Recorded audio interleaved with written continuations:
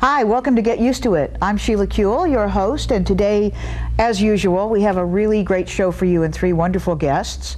There's been a lot of discussion lately about tolerance and about how the best place for us to start to learn about tolerance and to make peace is right away in preschool, elementary school, in our schools.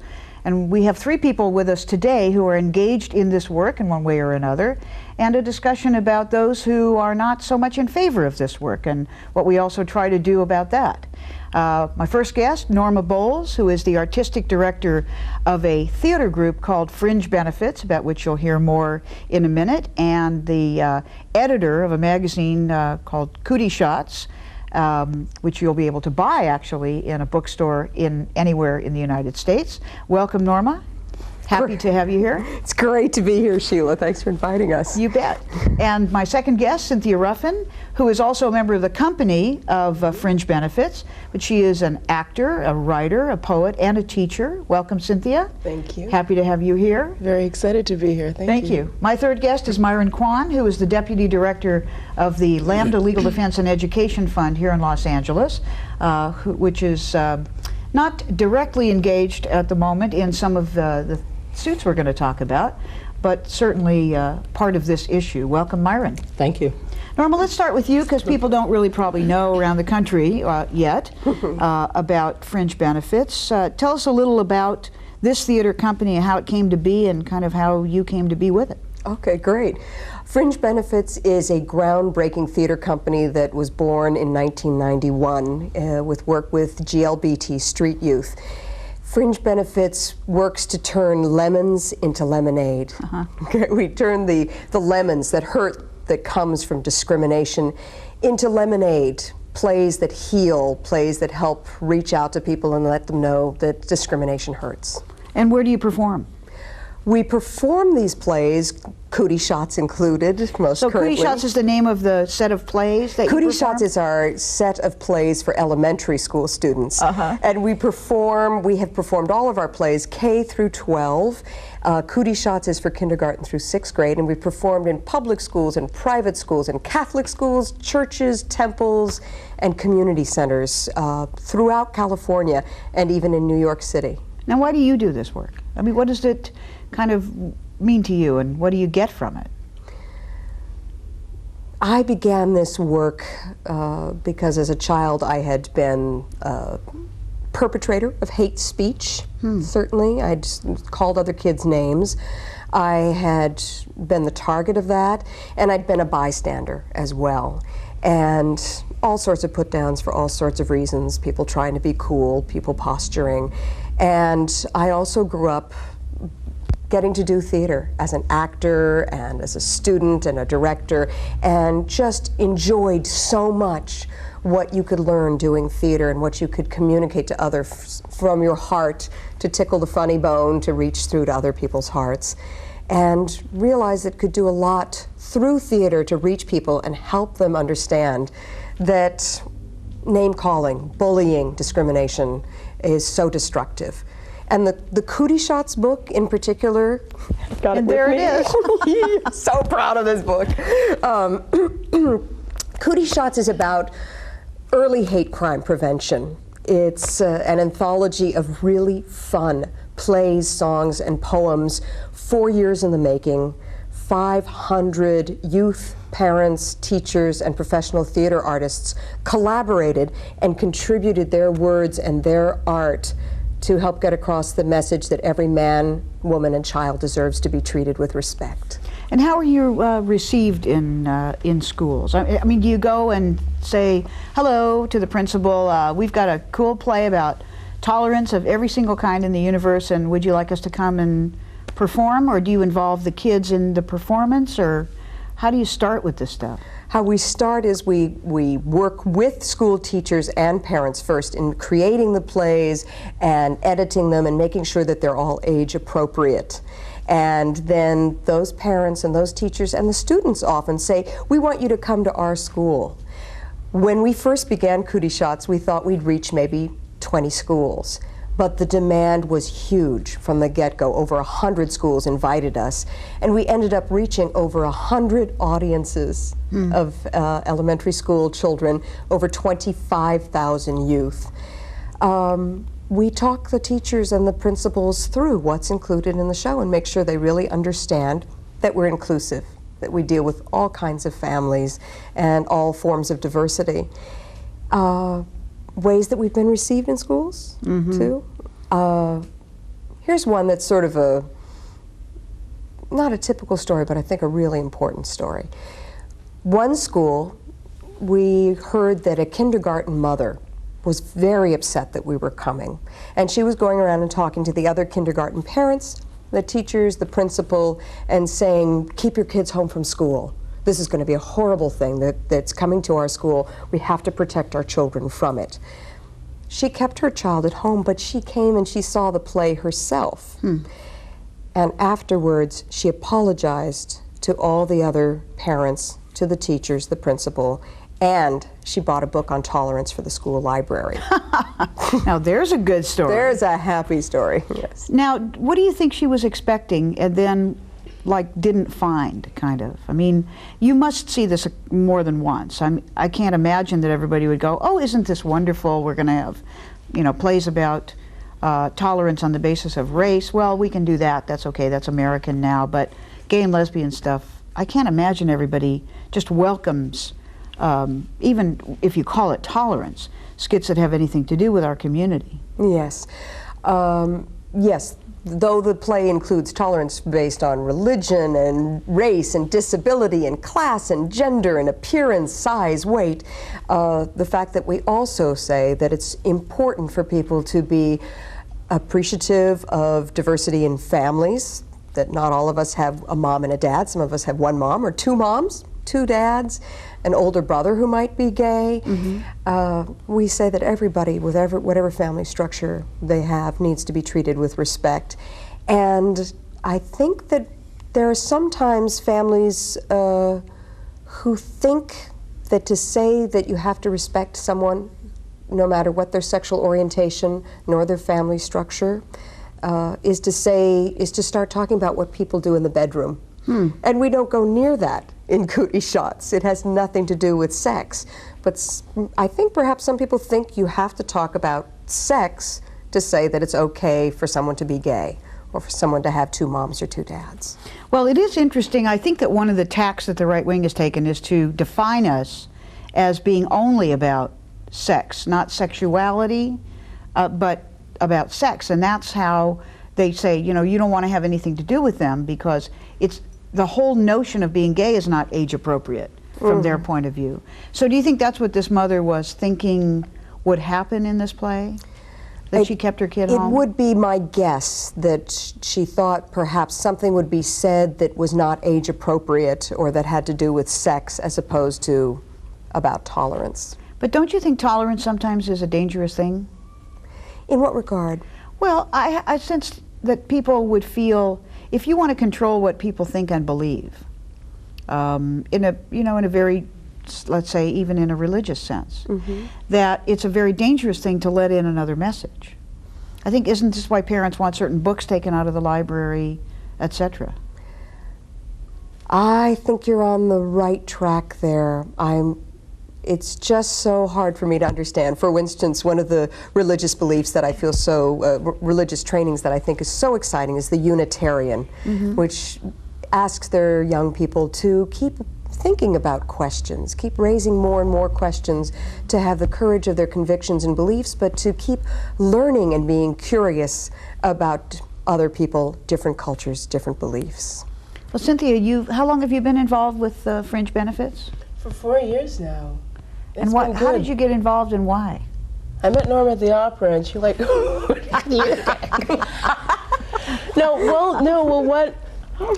because she was talking about, I mean, I teach, I've taught for years and teach theater mainly. And what she was talking about was so in line with my thinking and my philosophy, just the idea of early hate crime prevention, the idea that really have to talk to children when they're young. Because it's something that you said earlier, and I agree with so 100%, I think that children are born loving, and children are born wanting warmth and wanting touch, right? And I think they're taught to be intolerant. I think they're taught to hate. And we do have to kind of retrain them.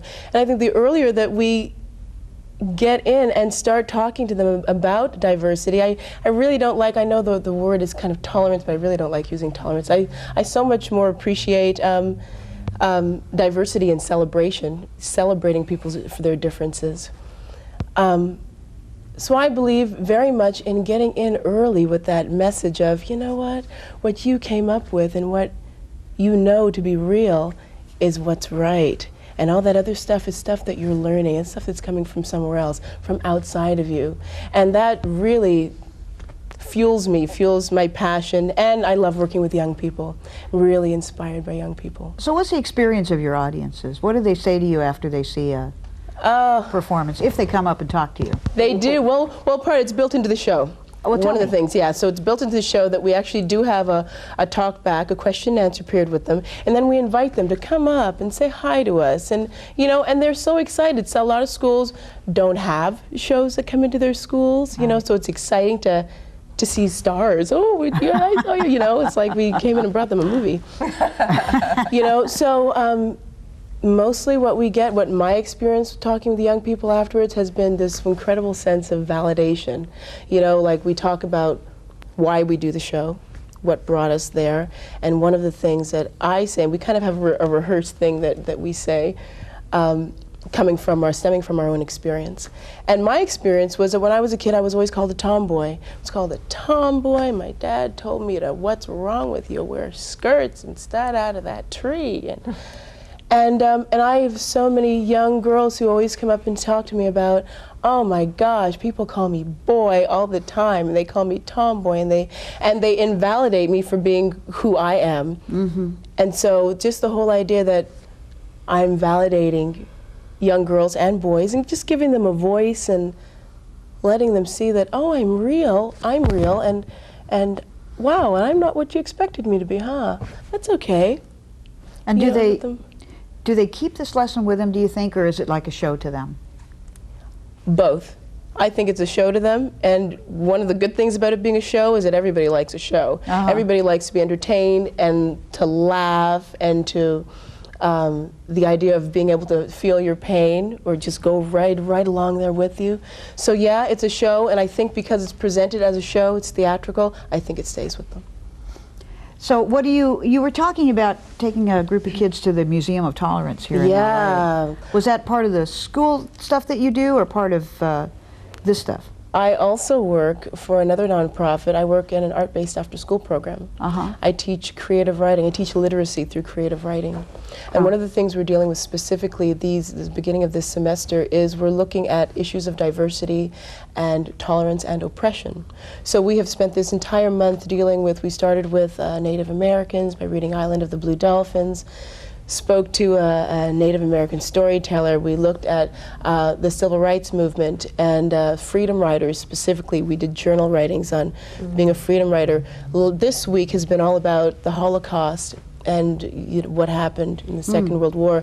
So we spoke to a Holocaust survivor this week and went to the Museum of Tolerance yesterday and just talked about how the whole idea of remembering so that we don't let history repeat itself, and the whole idea of contemporizing all this stuff and bringing it right home, not only bringing it to what's going on today, the Taliban and all that, but bring it right to the schoolyard and saying, how does hate get perpetuated, and what does it feel like when someone says, oh, I hate you, and you've got to one-up them and one-up them. And so it's a great experience just because it opens up this great big dialogue. It's interesting, my experience in the legislature has been a surprise that I've had at what an attack there is on culture. I mean, I should have known it. I mean, people want the NEA defunded, and they want, radio not to be there, and no public this, and no public art. And it seems everybody says, oh, well, they're just attacking art and it's bad art or something. But it seems to me there's an incredible power somehow that is threatening to people whose messages are the opposite of tolerance and the opposite of this. What kind of barriers have you experienced in, say, in fringe benefits or in doing cootie shots or any of this culture work from parents or schools when you go in? Well, like one of the things that Norma was saying a moment ago is that people, it seems, one, there's the fundamentalist belief that really anything that's different is, we don't want anything that speaks of difference. I mean, I think sometimes it speaks a little bit more than instructing, than the feeling that we're instructing sex. Mm-hmm. It's the feeling that no, anything that is gay is wrong. Mm-hmm. And we don't want our children to see you as someone acceptable. Mm-hmm. We don't want them to even look at you as an acceptable person. Mm-hmm. It's just such a resistance to anything that's not what they are. Well, I remember there was a piece on NPR, no, it was on PBS, I guess, a class in the South somewhere where the teacher was teaching about evolution. Mm-hmm. And it was to a group of maybe 10 and 11-year-olds who had only been taught what the Bible said about creation and creationism. And when the teacher started talking about this theory of evolution, very gently with these young people, they were stunned. They started to cry. Mm. They were terribly, terribly upset that there could be another truth. Mm. And I think sometimes that parents feel, maybe righteously, I mean, you know, that they want to protect their children from some other information because they're either not able to handle it or something. And I don't know if you've ever had a direct conversation with parents who told you why they didn't want. You have? I have heard that very argument that they're too young to handle this information. Mm-hmm. And really, they're not too young. I mean, a lot of the time we look at children as lesser human beings. I mean, we call them kids, and that kind of invalidates them, and they're not human beings that can be talked to. And I'm finding, especially the age group that I work with every day 10 to 14-year-olds. Mm. And I find there's such a place for there to be an easy dialogue. There's such a place for me to show them respect and for them to learn what respect is by my modeling it to them, and then in turn to learn how to be respectful to me in terms of how we speak to each other.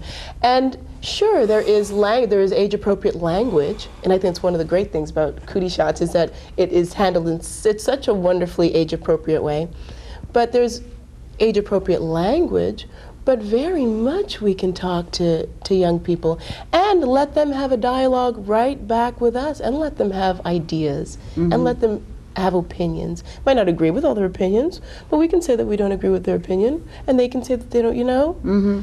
And I think parents aren't willing for that to be there. I think by and large, almost as a society, we aren't willing to do that, to let children have their voice, to let young people have a voice. I think that's right. Well, Myron, you're actually in this in a kind of a different way in the mix because we've been in the business, certainly from my point of view, of sort of mandating tolerance. Yeah. And if you're not going to have it, you're going to have to at least not discriminate in the schools. And it certainly led to a backlash, I think. And frankly, there's been a case filed recently involving this troop in Northern California. It's not really your case, but can you tell us what you know about that case? Sure. It's a case involving the Novato Unified School District. Essentially, there's this radical right organization called the Pacific Justice Institute.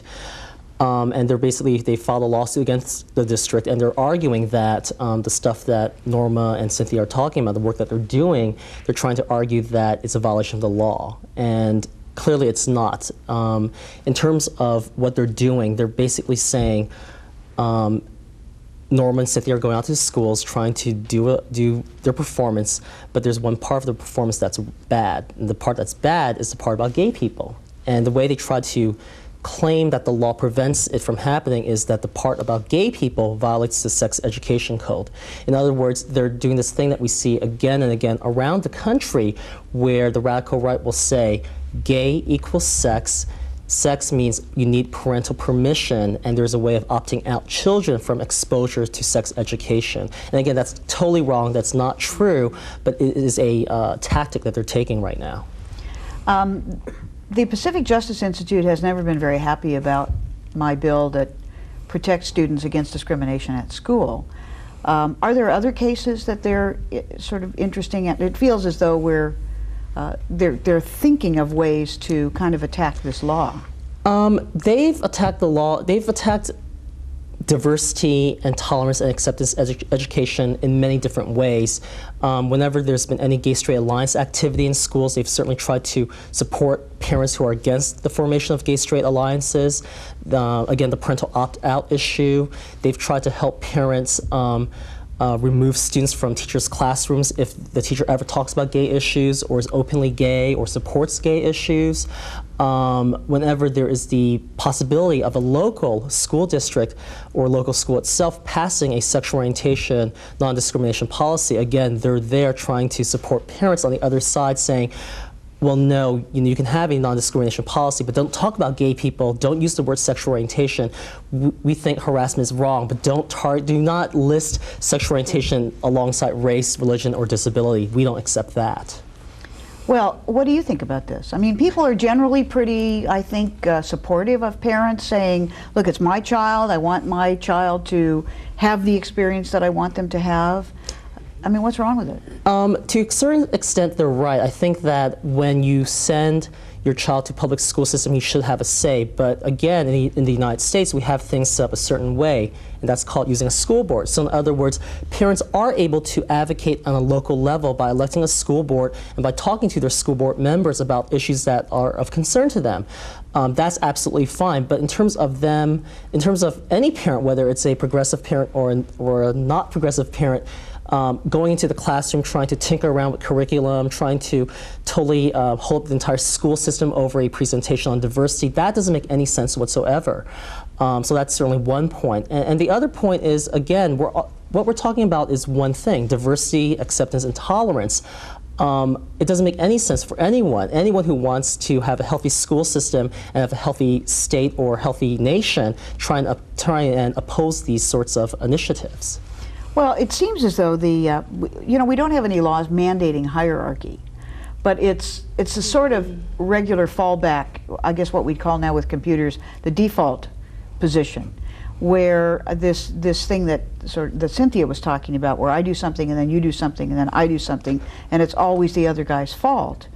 I think in America we took a major giant step in the last half of the 20th century. And started to say, thanks to Dr. King and the civil rights movement, no, not anymore. You know, this is not going to be a country that's about who's better and worse. This is going to be a country about equality, just like we wrote in all of our documents. The tough part is making that real. And interestingly enough, the student group that is organized to help bring to the schools programs that will uphold this law of anti-discrimination is called Making It Real. Correct. That's the name of this group. And they are a very courageous and innovative group of students. But they really couldn't do it without the law. I mean, to some extent, I see that we have not two different sides of the same coin, but a kind of a synergy where the law needs to back up this notion that we have that diversity is a good thing and tolerance is a good thing, and the law says, and we really mean it. Right. I mean, it's even beyond that. It seems to me there's several things going on. One is certainly make it real is an important part of one of the pieces of the puzzle.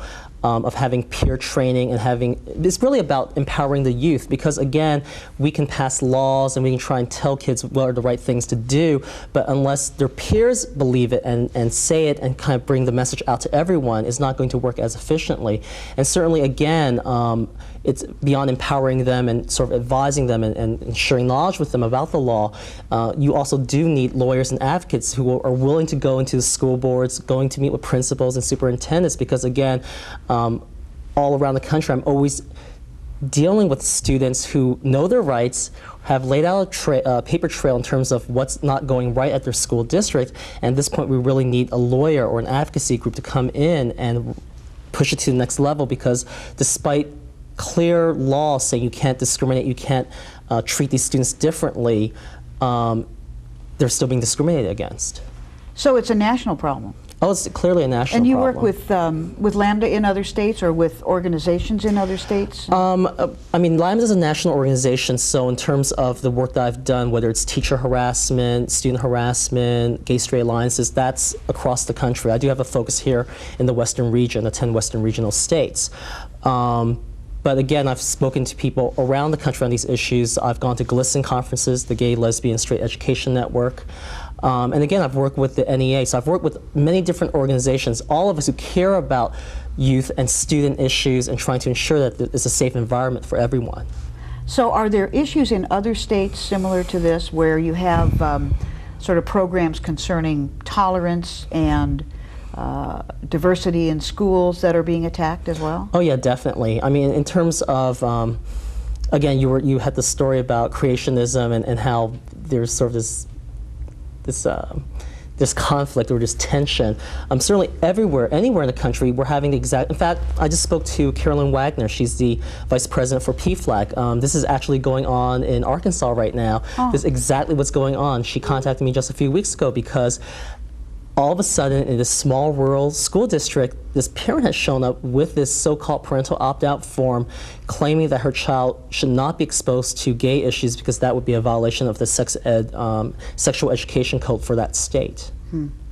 So there seems to be a sort of a national project, as I might say, on the other side, because if everybody shows up suddenly with the same opt-out form, this is clearly a great email list at work or whatever. Exactly. And must be part of a national sort of movement to make certain that these kinds of issues about tolerance get attacked at a very fundamental level, school by school by school. School by school by school, and also it's really frightening to me in that they go ahead and argue that something about this so-called parents' rights. And again, parents certainly do have rights. They have rights to elect a local school board. They have a right to enroll their children in public school versus private school.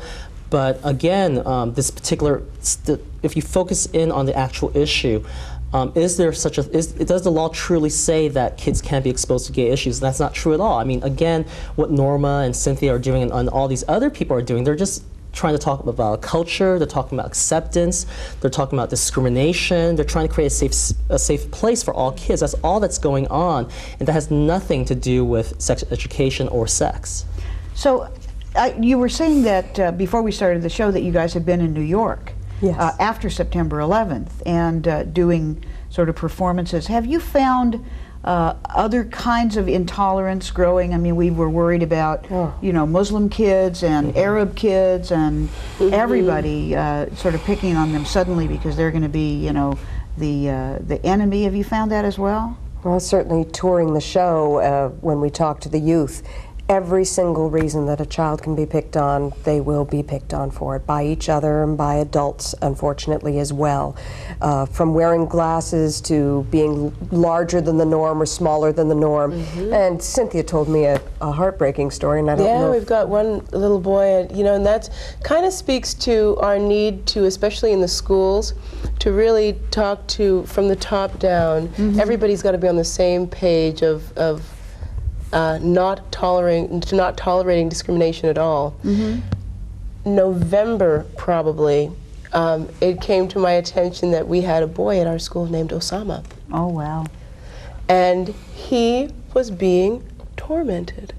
Tormented.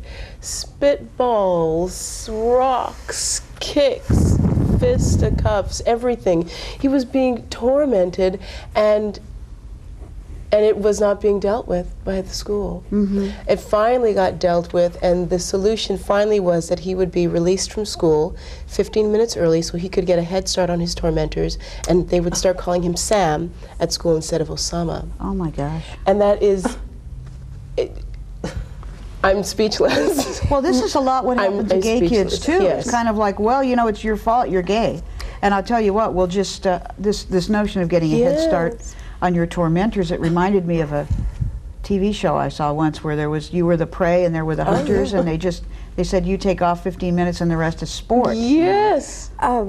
I want to add too that when you were saying what do you met with when you call up and speak with schools about bringing your show in? Oh, wonderful, wonderful! We're so glad you deal with diversity issues, and make sure to say to them we include dealing with sexual orientation. Oh, well, we do have a lot of children calling each other fag on the playground, elementary school. Yeah. That's so gay is the big put down. We have to deal with that in the office a lot, but we're really nervous that our parents won't feel comfortable with us dealing with it proactively.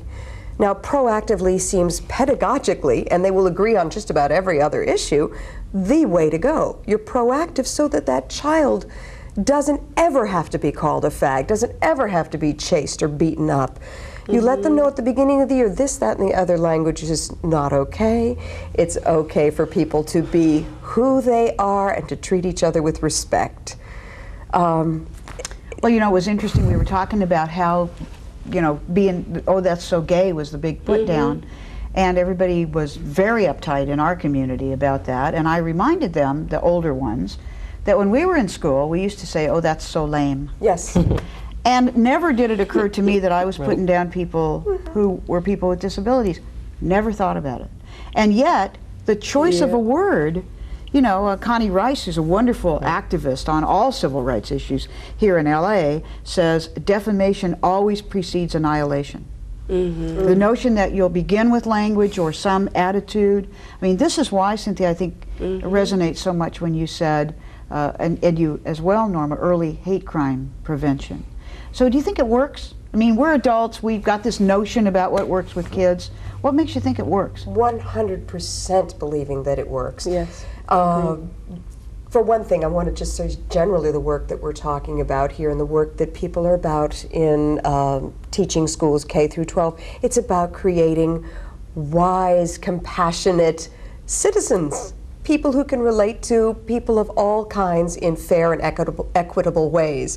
For one thing, we have a play in our book called Four Heroes, where we talk about just what you said earlier about, you know, equality. We all believe in equality, but there's hard work in going about learning about and working towards getting everyone to treat each other equally.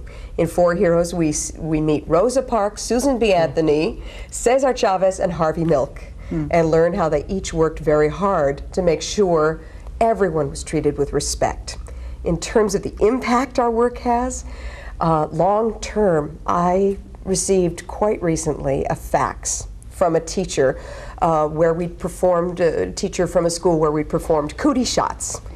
And this fax came through quite early in the morning, and it said, I was just on the playground, wrote the teacher, and I saw these two children, and they were calling each other names. And I was just about to step in and do something about it when another child stepped in and said, you guys shouldn't be calling each other names. Don't you remember cootie shots? And the teacher said, so I didn't need to step in. They apologized to each other and went back to playing. So there's a lasting impact to the work, and we need to keep doing it. And I just want to add to that, just the idea, too, of opening a dialogue.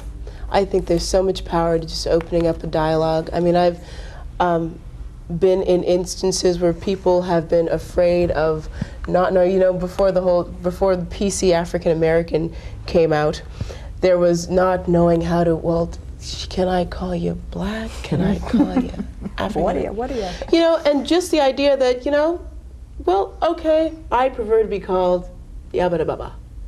You know, so it's on the table. It's an issue that's, well, it starts to lessen its impact as an issue, because now it's something that we can actually talk about. We can open up our mouths and say, well, this is how I feel. And again, we may not agree, but it's something that we can actually talk about. And when something that's there that can be talked about, then the problem solving has begun. It might not be halfway there, but at least it's begun. It's like it's going in proactively. And the words are really powerful. Yeah. I mean, sometimes it's almost like a put down. It's like, well, I don't know what to call you.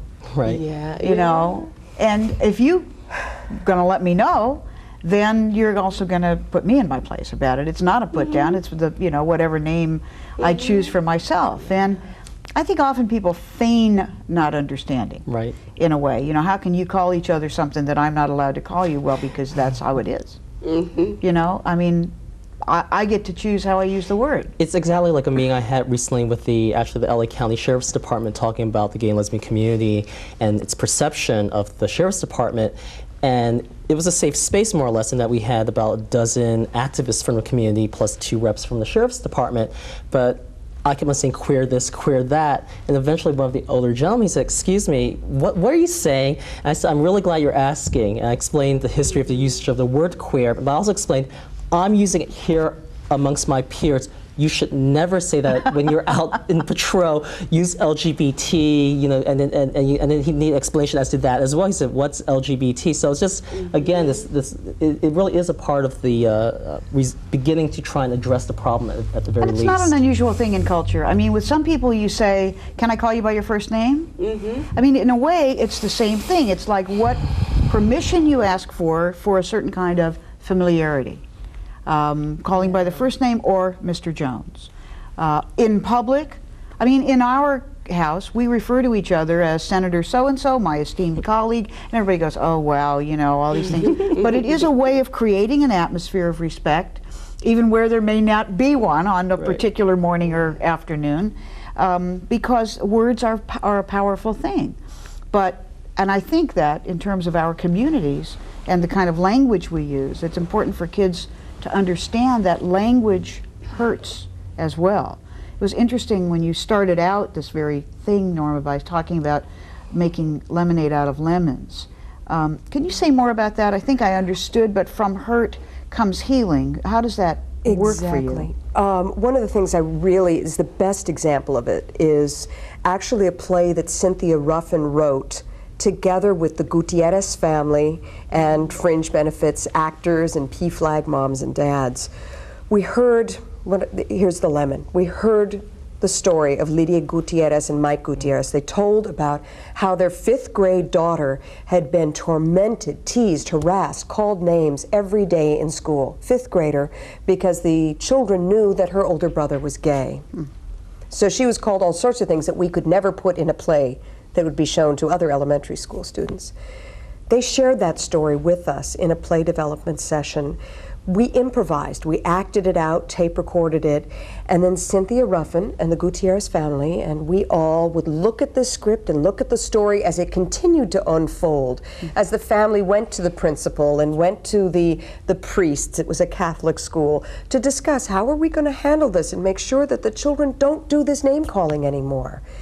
And Cynthia ended up creating this absolutely beautiful, powerful piece called Doing the Right Thing. And it's lemonade.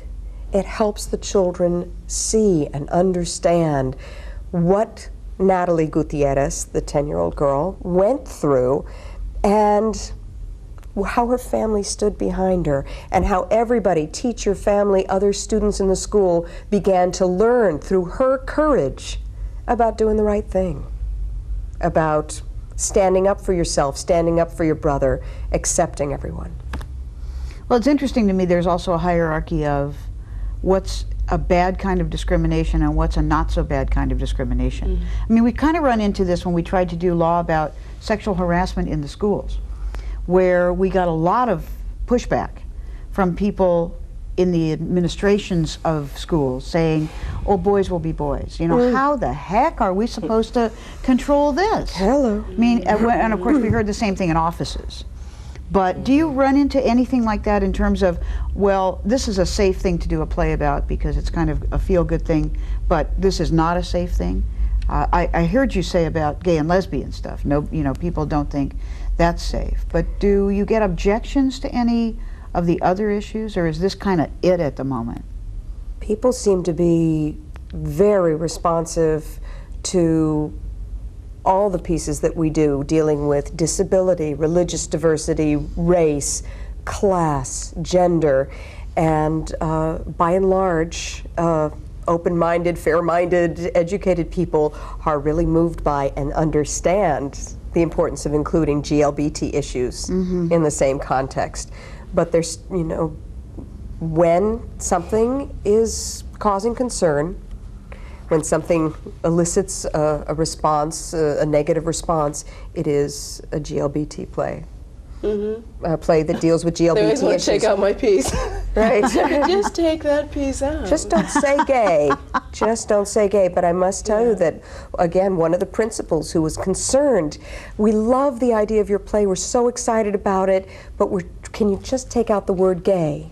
And all references to that. And I talked him through the play, and I said every instance where that occurred, some 5 times in the hour and a half, and he said, okay, that sounds reasonable. At the end of the play, he came to me and he said, I am so glad you stuck to your guns. That made a lot of sense. It was really age appropriate, and it's going to really help our teachers discuss this in an age appropriate educational context.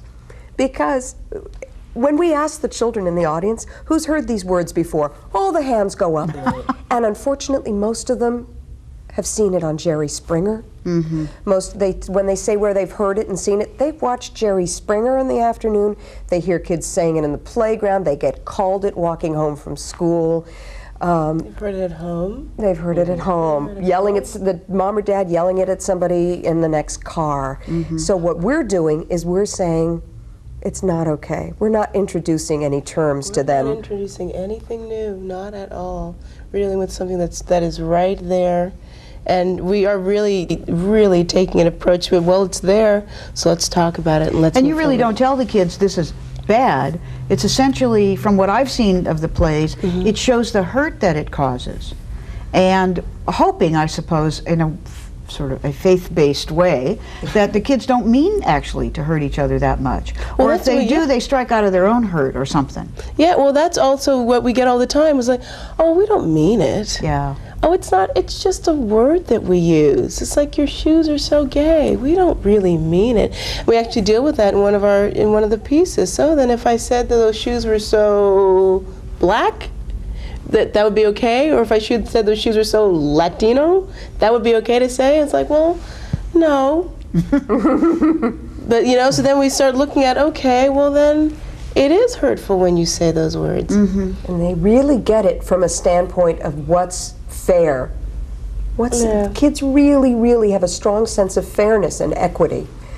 So they do, until they think they're going to lose something, and that really comes from the outside, I think. So what's next for Fringe Benefits? What are you guys doing, planning, thinking about? Where's this book go? How do people use it? Great. Well, there's all sorts of great things are happening with the book right now. Yes, and everybody's saying, why don't they read something out of the book? But you know what? I don't think I'm going to have you do that. I want everybody to you read the book yourself.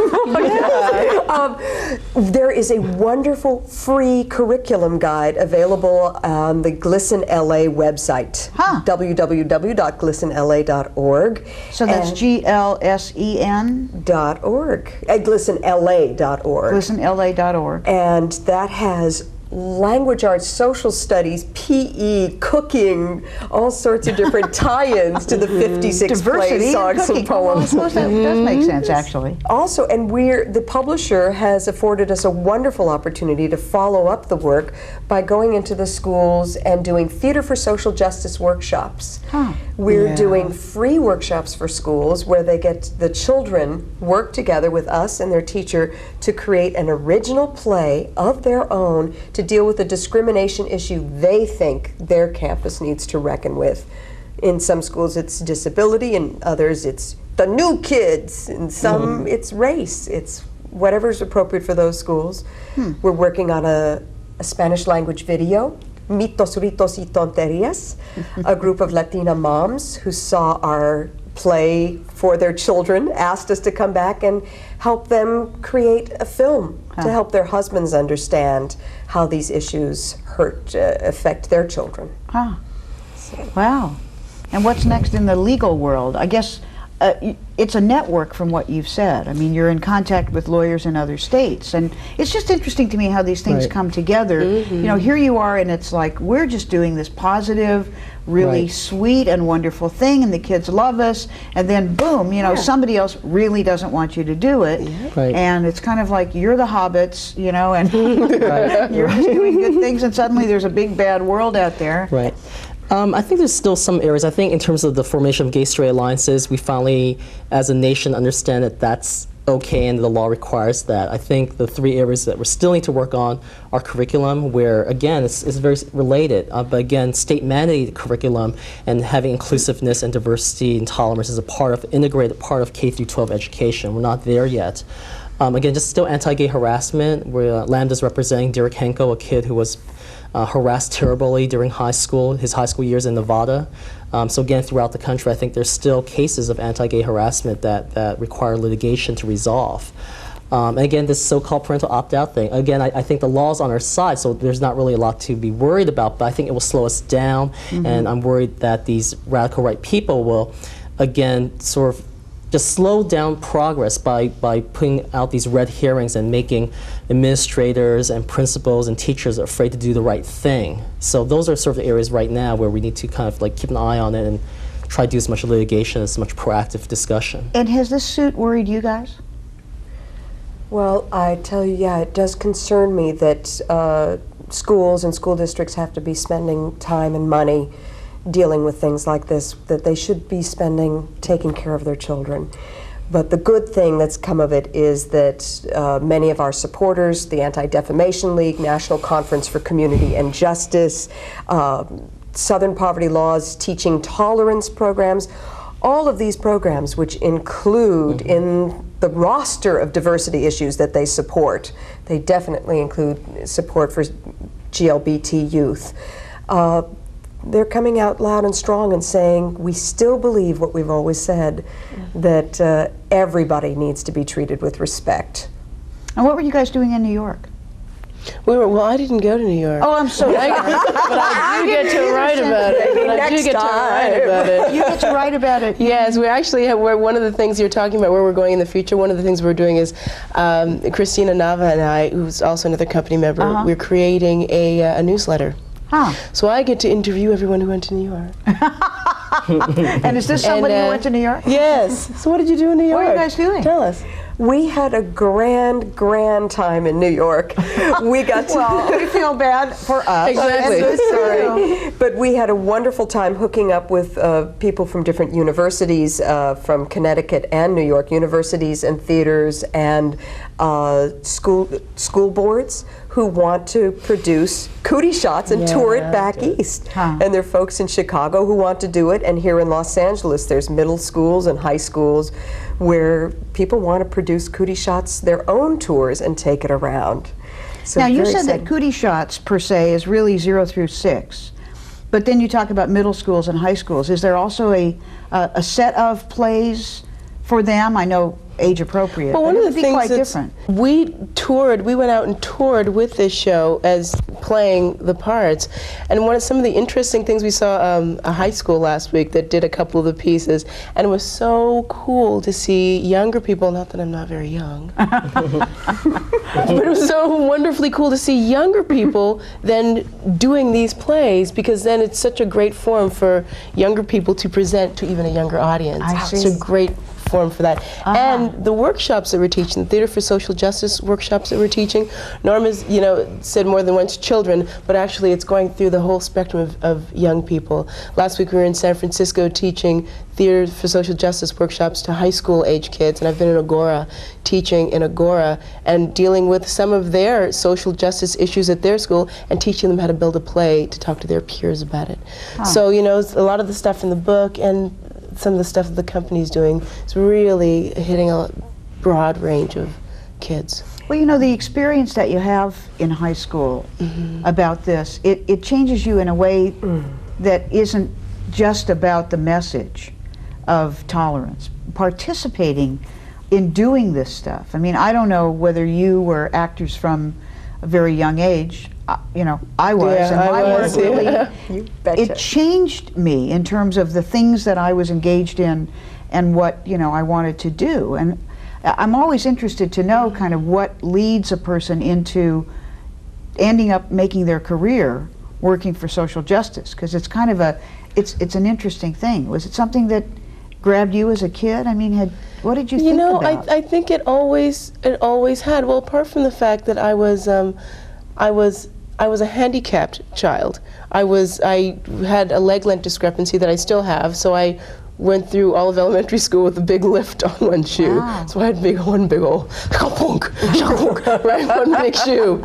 So, I mean, but I was still a very big athlete, you know, so then in grade 6, I had surgery, big long casts and crutches, and so I think that's partly it. And I also had an uncle that I was very close to, who was intellectually handicapped, and who I was always very close to. So I don't know. I just think it's always been just a part of my life and a part of how I've communicated and who I've communicated with. And so really young, I started working with, I mean, my first degree was in counseling. I counseled teenagers, and so I think I've always worked in that Well, it's vein. interesting because we're, you know, all members of the gay and lesbian community, and at some point we come out, and even if it hasn't been about us to begin with, it's about us, you know, from that point on. Although people of color, of course, experience this from day one. So it's not like you have to come out. Yeah, like a But woman. still, We've all acted at some point.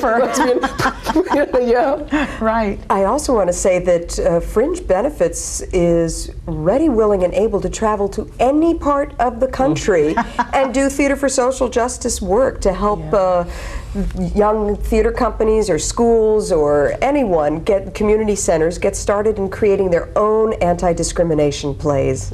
Well, we're going to put up a, you know, phone number and address and everything where people can find you, but I don't want to skip over kind of what got to the point, how early in your life you started thinking about fairness, because it's, I was just taken off on what Cynthia said about involving kids in doing these plays, and the impact, even when you're in high school, about not only thinking about it, but engaging in the work of social justice. Okay. My earliest memory, Cammie, I won't give her last name, I was in Sunday school, and this young lady said something about Jews going to hell. And I looked up to my Sunday school teacher and waited for her to say something to contradict this, and I don't remember anything coming out of her mouth. And that hit me very early, and it hit me very strongly.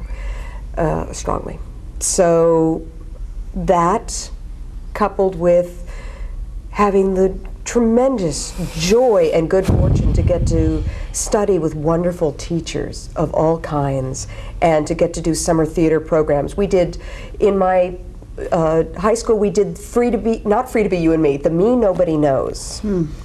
Beautiful piece written by children from the inner city in Chicago, Los Angeles, and New York. Powerful story about that life, and it just felt so important to me that everybody's voice be heard and respected, that everybody be cared about, that we are all interdependent. It isn't just blood that connects us. We all have a responsibility to be there for each other. And what got you into this social justice business? Interesting. Similar to Cynthia, as a person of color, it kind of hit me at an earlier age, like age 4. At the time, my parents owned and ran sort of like a mom and pop grocery store in Point Richmond, and pretty much very early on, I saw that there was discrimination against them on a daily basis, both from wholesalers and from the customers, based on their race, their national origin, immigrant status, acts of discrimination, every way possible. Pretty early on, I saw that they were being treated differently in a bad way, for no reason, for no rational reason. Well, I just think these experiences, I mean, I don't have to tell you because you're engaged in it, and we all did it, but the other thing I can't believe is the hour's already up. I mean, it was, I tell you, I just had such a good time with this show. I am so very pleased that you are all here. Thank you so much for being with us and sharing the stories, and thank you for being with us as well. You know, if we can just get this word out, the earlier the better to the kids, because if they learn about tolerance, they'll just get used to it.